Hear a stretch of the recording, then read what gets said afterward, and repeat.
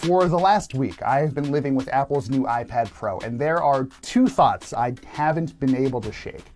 The first is that this might be Apple's best portable computer ever. I mean, think about it. This iPad uses the exact same M1 chipset that you'll find in the MacBook Air, the MacBook Pro, and even the new iMac. That's kind of ridiculous, especially when you consider that this iPad also has a screen that puts Apple's laptops to shame and nice little add-ons like full 5G support. Tim Cook once said the iPad was the company's vision of the future of computing, and it's finally starting to feel like that's coming to fruition. Which leads me to my second unshakable thought. Because this thing is as powerful as it's begging for more robust software.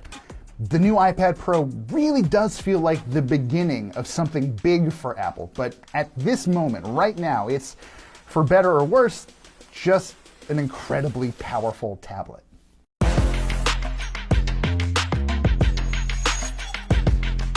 As usual, Apple sent us one of its tricked out models. This is the 12.9-inch iPad Pro with 1 terabyte of storage and a 5G radio. That will set you back a cool $2,000 before you factor in accessories like the Apple Pencil and the Magic Keyboard. The standard 11-inch model without Apple's new Retina XDR display can be had for about $800. This year's iPad Pro looks pretty much identical to the models Apple released in 2018 and 2020. The clearest real physical distinction between this Pro and the ones that came before it is its size, how it feels. The new model is a little thicker and heavier, which honestly makes it quite a bit less comfortable to hold on to for long periods of time. I can no longer hold this thing in one hand comfortably anymore. In fact, if you strap this thing into one of Apple's Magic Keyboards, it actually weighs more than the comparable MacBook Pro. On the whole, though, that extra weight seems worth it because of all of the stuff that Apple squeezed into this package. For one, Apple swapped out a traditional front-facing camera for an ultra-wide sensor that is made for some of the best-looking and also weirdest FaceTime calls I've ever been on. That's all thanks to a new feature called Center Stage, which does its best to use machine learning and that wide field of view to keep your face close to the center of the screen, even if you're sort of bopping around. Honestly, the feature does do a great job of panning and zooming to make sure other people can always see you clearly, even if you're trying to trick it by coming in from weird angles or walking away a few feet. Still, it does have its quirks. When you launch FaceTime, for instance, the camera slowly pushes in on your face, like it's filming some sort of slow motion reaction GIF. At least one person I've called with the iPad Pro has said Center Stage makes me look kind of shifty, kind of guilty, but maybe that's a me problem. I don't feel like I'm either of those things, but Center Stage just kind of brings it out. This iPad Pro uses Apple's new Liquid Retina XDR display, and if you're not a fan of marketing jargon, which who could blame you, that just means this is an LCD screen with Apple's new mini LED backlighting system. I wasn't really expecting a big difference in screen quality, and I was right at least some of the time. When you're writing in Google Docs or browsing in Safari or whatever, the screen's max brightness is 600 nits, and it refreshes at 120 Hz, just like the last iPad Pro. But when you're watching movies or videos, the maximum full screen brightness shoots up to 1000 nits, and especially bright elements in HDR content like explosions or flashy visual effects, those can hit 1600 nits.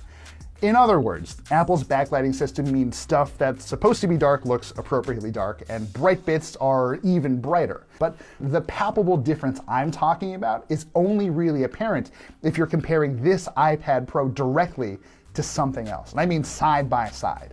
Like I mentioned earlier, it uses the exact same M1 you'll find in most of Apple's new computers with either 8 or 16 gigs of RAM. Now, because Apple is using the same silicon across different kinds of devices, I'm not coming into this review as blind as I usually do. We've already tested the M1 in 2 MacBooks, and we were already impressed by how well Apple Silicon stacks up to rival processors from companies like Intel. Games like Genshin Impact and the hyper-realistic Grid Autosport run beautifully. Piecing together long, meandering 4K videos is a breeze. Even manipulating individual layers and elements in a 4 GB Photoshop file was surprisingly painless, which is made more surprising by the fact that making that file in the first place slowed my entry-level M1 MacBook Pro to a crawl. It was bad. These images were enormous. Clearly, there's a lot of power here. In fact, if you were thinking of just buying one of these things to use it as a tablet, that would frankly be a huge waste. I mean, seriously, that is what the iPad Air is for. This might be the first iPad Pro ever where you really have to be some sort of creative professional to really get the most out of it. And even then, I'm still not convinced you'd see a huge difference in most cases. To test the iPad Pro's creative chops, I stitched together multiple 4K video clips from old reviews when I had hair in LumaFusion and exported it. The 2020 iPad Pro finished that feat in 14 minutes and 20 seconds.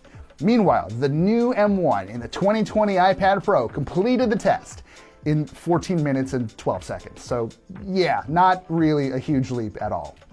Then I tried a similar test in Adobe's Premiere Rush, but with a twist. Instead of outputting the footage in its native 4K, I exported to 1080p at 30 frames per second. The difference was a little more noticeable this time, but still not dramatic.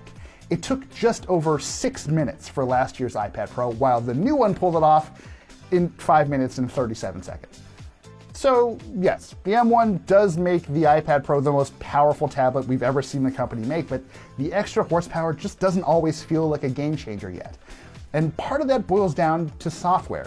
Developers haven't had time to optimize their apps for the M1 yet, so it'll probably be a little while before we really get a sense of what Apple's new chipset can do inside a high-end tablet. A lot of people are talking about how a tablet like this needs some version of macOS. And yeah, I agree, in theory, that would be nice. But let's be real, Apple probably isn't going to do that anytime soon. The underlying architecture might make that possible, but none of my conversations with Apple have ever indicated that's what they actually want. This is, by the way, a good moment to mention that this iPad Pro supports Thunderbolt, so you can connect it to really nice external displays like the ones I don't have, and you can transfer data more quickly between compatible devices. But again, Apple's software sort of gets in the way. I would love to extend my iPad's display to a second monitor and do more stuff, but right now it just mirrors what's already happening on the iPad. And faster data transfers are great. No one will ever complain about those. But working with the iPad's extremely limited Files app, that sort of file system built within it, it's just kind of a pain.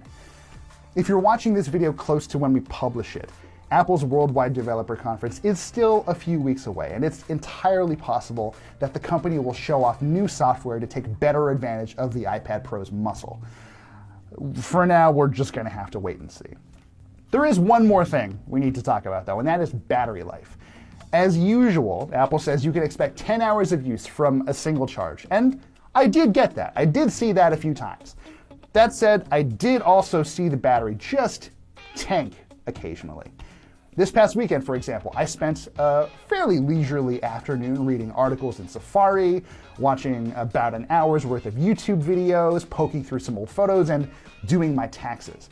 Apart from blitzing through TurboTax, that's about as standard as tablet use gets. But it was somehow enough to drain the iPad Pro's battery to 10% in less than 5 hours. Granted, I did have the screen brightness set to between 50 and 100% brightness for most of that time, and I did restore from a backup about a week earlier, but that's not unheard of, so just be on the lookout for that.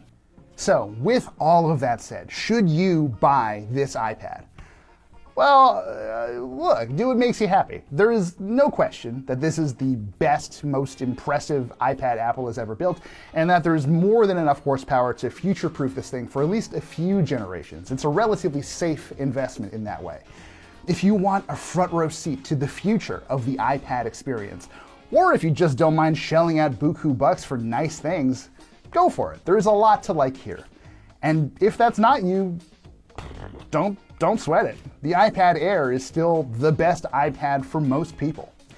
No matter where your tastes lie, though, please do me a personal favor.